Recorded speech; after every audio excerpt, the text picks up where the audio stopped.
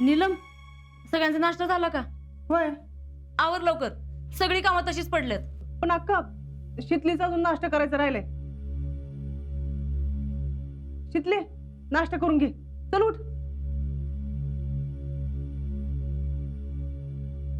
शितले,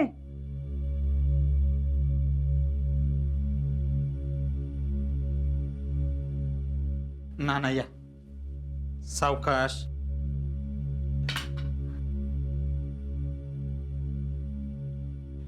भैया, काय झालं? अहो, ठीक आहे ना तुम्ही? अहो काय नाही झालं, सगळं ठीक आहे. काय झालं, मी रस्त्यावरून निघालो होतो गाडीवरून, तेवढ्यात नाना येताना दिसले. म्हणले एकटेच चालले आहेत, विचारत आहेत. आता बाहेर ऊन बघितलं ना किती आहे. वय, हा, म्हणून म्हणलं मग सोडून यावं. आता आपणच आपल्या माणसाची काळजी घेतली पाहिजे ना.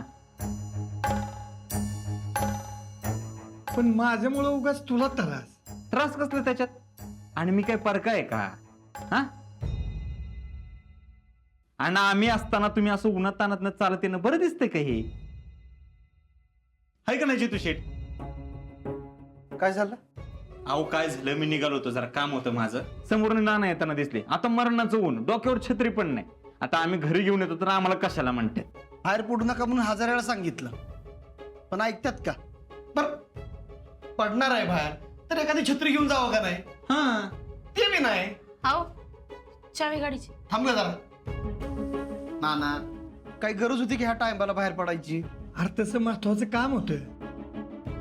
आता तिकडच्या कुठल्या तरी कामगाराला पैशाची मदत पाहिजे होती. आता हे सगळे कामगार मिळून त्यांना पैसे गोळा करून देणार होते, म्हणून तिकडे गेले होते. आता एखाद्याची गरज आहे म्हणलं हो, आता तुम्ही नसता गेला तर काम झालं नसतं का? पण जाणं आपलं कर्तव्य आहे ना. अहो बरोबर आहे नाना. बरं मला सांगायचं, मी गेलो असतो, मी केली असती मदत. आणि तुम्हाला तिकडे जायचंच होतं तर आपली गाडी मागून घ्यायची ना. आता घरच्या गाड्या आहेत म्हटल्यावर चालत कशाला जायचं? हा, ती काय नाही, आज जमेल त्याच्याबरोबर एक गाडी बाहेर ठेवतो मी. नाही त्याची काय गरज नाही रे. गरज कशी नाही नाना? हा, तुमची तब्येत चांगली असती तर गोष्ट वेगळी होती नाना. आता काळजी घ्यायला पाहिजे ना. ते काय नाही, मी सांगतो जम्याला. अरे नको, अगदीच लागली तर हक्कानं मागून घेईन गाडी. ठीक आहे, पण नानांनाच नाही, घरातल्या कुणाला बी बाहेर जायचं असलं तर हक्कानं मागून घ्यायची बरं का गाडी.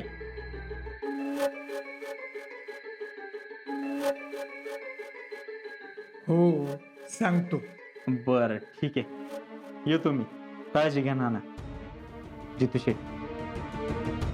अहो भैया, अहो चहा तर घेऊन जावा की. अहो नाही घेतलं असतं, पण एक जरा महत्वाचं काम आहे. अरे भैया 2 घोट चहा घ्यायला असा कितीचा वेळ लागणार आहे? वय, मी आणते करून चहा. अहो तुम्ही कशाला उगाच त्रास करून घेताय? खरं तर मी नानांना बाहेर सोडून जायला पाहिजे होतं. आता हे असं बोलून तू आम्हाला परक करतोय जा. वय, अहो सॉरी, मला तसं खरंच काय म्हणायचं नव्हतं. बर बसा तुम्ही. अहो 2 मिनिटात होईल की चहा. होय, आप्पा कुठे दिसत नाहीत? आप्पा जरा बाहेर गेलाय. अच्छा, तू बस की बस. काय जितू शेठ तुम्ही पण का नाही?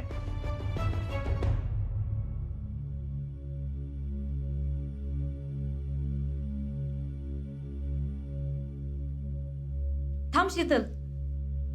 मी अभ्यासाला जाते. अगं परीक्षा झाली ना तुझी? वय, पण पुढचं वाचत बसणार आहे. ते नंतर वाच, मला तुझ्या संगत बोलायचंय. अगं तिला वाचत बसायचं तर जाऊ दे की तिला, नंतर बोल तिच्याशी काय ती. नंतर नको, आताच बोलायचंय. बोल. बघितलं का काय? एवढं सगळं होऊन पण भैया आपल्यासाठी किती करतात. बर, मग म्हणजे हे बघ आई, तुम्हाला सगळ्यांना या सगळ्याचं कौतुक वाटत असेल, मला नाही वाटत. अगं कौतुक वाटायचं काय संबंध? कौतुक नाही तर अजून काय?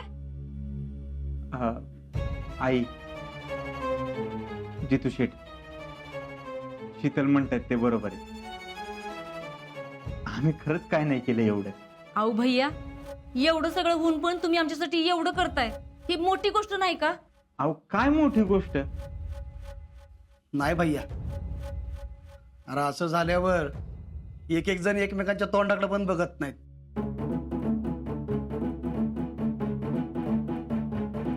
तुझ्या मनाचा मोठेपणा आहे हो. अहो जितू शेठ, तुम्ही बाहेरच्या माणसांबद्दल बोलताय आणि मी काय बाहेरचा आहे का? हा, जे काय घडलं त्याच्यामुळे आम्हाला ना आमच्या घरच्यांना त्रास झाला, म्हणून काय संबंध तोडणं मला काय पटत नाही. हा, आता बाकी गैरसमज वगैरे ते वेळ गेला दूर होतील ते पण. हा, आणि आम्ही काय कुठल्या टोकाच्या निर्णयाला पोहोचलेलो नाही, तेवढी समज हाय आमच्यात. बाकी तुम्ही म्हणाल ते मान्य. शीतल, अजून पण विचार कर. मी काय म्हणतो आई, मी नंतर येतो. म्हणजे अहो भैया, तुम्ही काय बाहेरचा आहे का? तुम्ही आमच्या संग आमची प्रत्येक चूक विसरून चांगलं वागणार आणि आमच्याकडनं प्रत्येक वेळी तुमची निराशा का व्हावी? हे बघा, जे काय होईल ते चांगलं होईल, पण तुम्ही प्लीज शीतलला काय बोलू नका. बघितलंस का? अगं आई, काय बघितलंस का? यो माणूस नाटक करतोय, खोटं बोलतोय यो. शीतल, यो तुमच्या संग गोड गोड बोलून तुम्हाला त्याच्या जाळ्यात अडकवतोय. त्याला आधीपासूनच माझ्या संग लग्न करायचं होतं, माग लागला होता माझ्या. मी नाही म्हणलं म्हणून तुमच्यावर उपकार करायचं नाटक केलं यानं. शीतल, अगं काय बोलतीस? भैयाने आपल्याला मदत केली कारण गरज होती आपली. हा, योच तर प्लॅन होता याचा. आधी गरज निर्माण करायची आणि मग मदत करायची आणि मग त्या उपकाराची परतफेड माझं याच्या बरोबर लग्न लावून करून घ्यायची.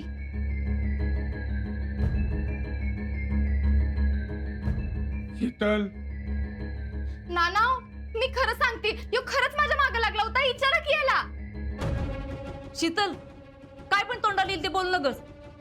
भैया असं आयुष्यात कधीच वागणार नाहीत. एक मिनिट थांबा, मी येतो. ना ना, काळजी घ्या, येतो मी. आई सर, जितू शेठ, नानांची काळजी घ्या.